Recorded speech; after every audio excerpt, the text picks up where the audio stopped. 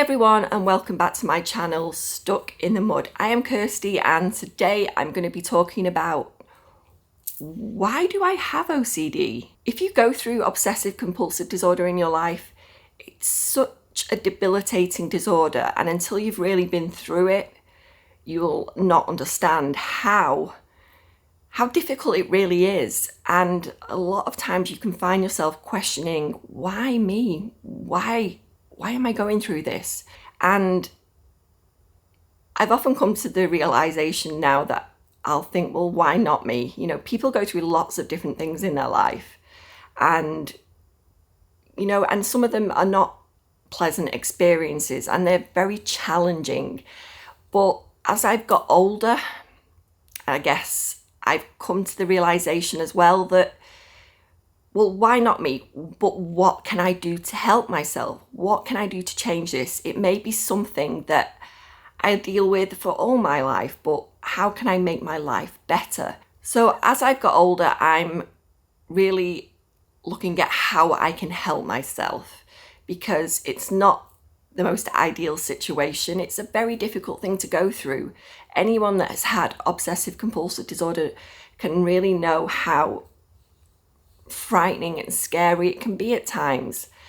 So I have learned that 1% of the global population deals with obsessive compulsive disorder. And although 1% seems such a small number, it's a lot, really. It's a lot of people dealing with these intrusive thoughts, scary images, scary everything. Obsessive compulsive disorder can feel so overwhelming at times because it feels like we're constantly bombarded with, and we're forced to carry out rituals. We don't want to do it, but OCD makes you believe that you have to do it. So we will be constantly trying to reassure ourselves and come to some certainty about what we're doing. And the truth is, we can't get that. And that's why OCD makes us feel trapped, because it's got the power, it's got all the power over us.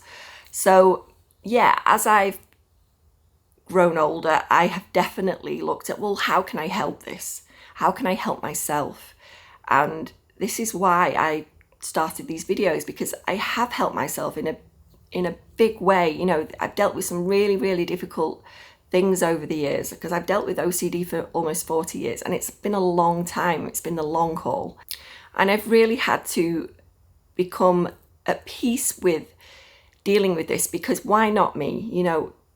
It's really difficult. Mental health problems, they're so challenging, and because you can't see them physically, it's frustrating, because people don't really understand how much you're hurting emotionally inside, and how much it limits your life.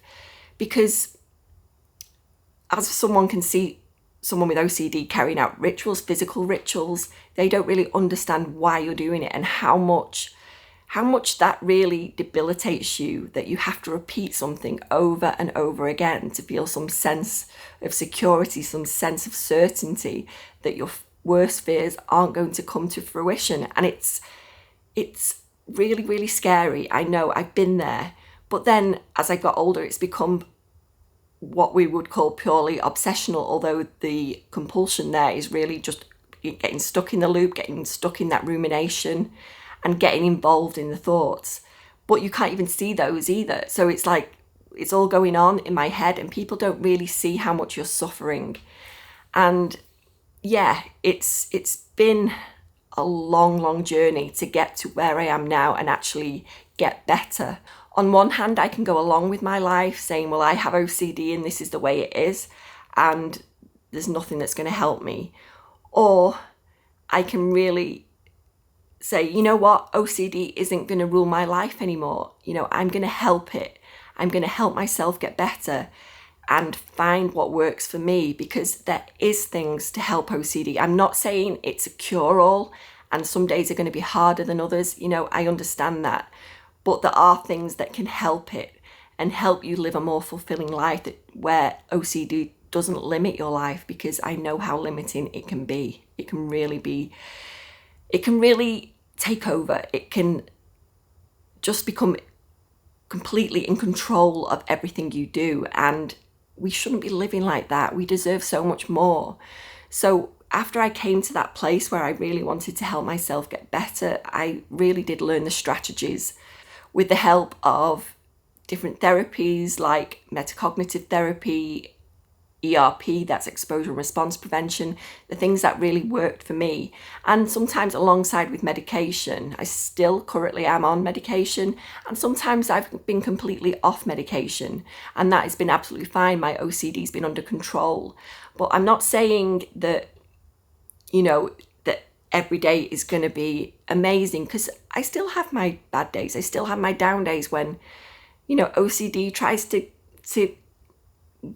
get above me, tries to control me. But then the other days I really feel that it's just in the background where it should be. I'm coexisting with it, and it's not taking the front seat. It's most days it's on the back seat, but some days, yeah, it does get to me a little bit. I'll be honest.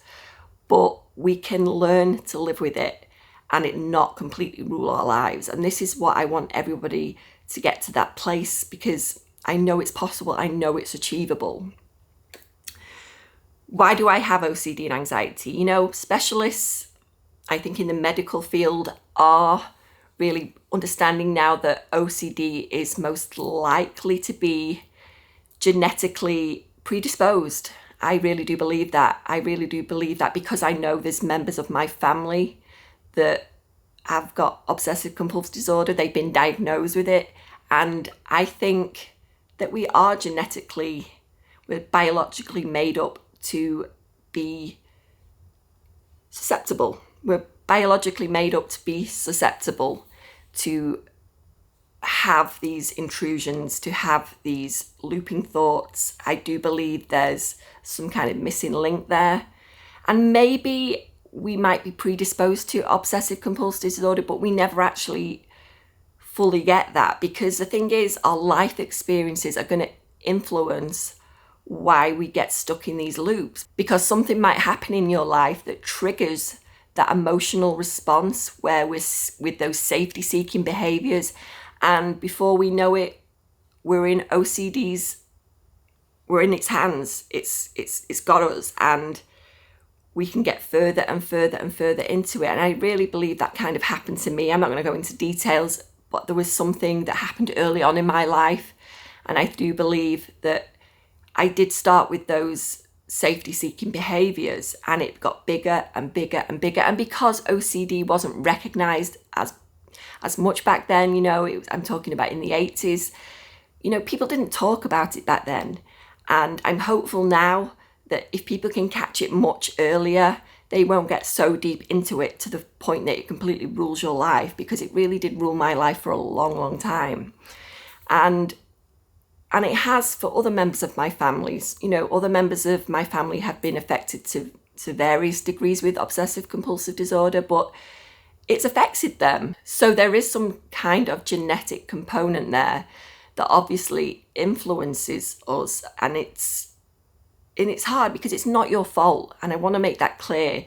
This is not your fault that you have obsessive compulsive disorder. Something may have happened in your past that's triggered this. And maybe you can't think of anything that's triggered, but it can be so, so small. It can be the smallest thing. I mean, I can go back to when I started infant school, and there was something that triggered me right back then. And I often seek those safety behaviours being apart from my mum. And I can think back on that now and think, well, did it all begin there? There was some other life experiences that were happening around the same time. Have they all played their little part? But that doesn't matter, because that's in the past. But what I came to the realization is there's something I can do about this. I can coexist with OCD. It doesn't have to rule my life. I can let those thoughts and intrusions be there. I can let the fact that my mind's telling me to repeat and do a ritual so many times to feel better, I can ignore that, because it doesn't have to be in control. And I know it's very hard to just ignore. OCD just seems so loud sometimes. It really feels impossible to ignore. I get that. But we can, and it's just with that consistent effort. And it's going to be hard. It's going to be so trying some days to actually get on board with the treatment of OCD and stick with it. I really do understand that. But we can do it. We can do it with much consistency and just trying our hardest to just let it be there. And it's such a relaxed way of doing it, though. I think that's the important point, and I like to point out in my videos that that's really the best way, because if we can just let that play out in the background, we don't have to involve ourselves. It's that kind of that relaxed, like, oh, it's there. I know that OCD thought is there, but I can let it just be there. It's really important when we get to a point when we recognize that these are just OCD thoughts, trying to slip us up, trying to hook us in and get us involved. But once we can come to the place that we know these are just thoughts, they don't say anything about us, it's really transforming, because you really can then just start to leave it alone and move on with your day while it does whatever it wants in the background. We don't have to get on board with what OCD is saying. And with consistency and practice, it has become so much easier for me, and I know it can for you too.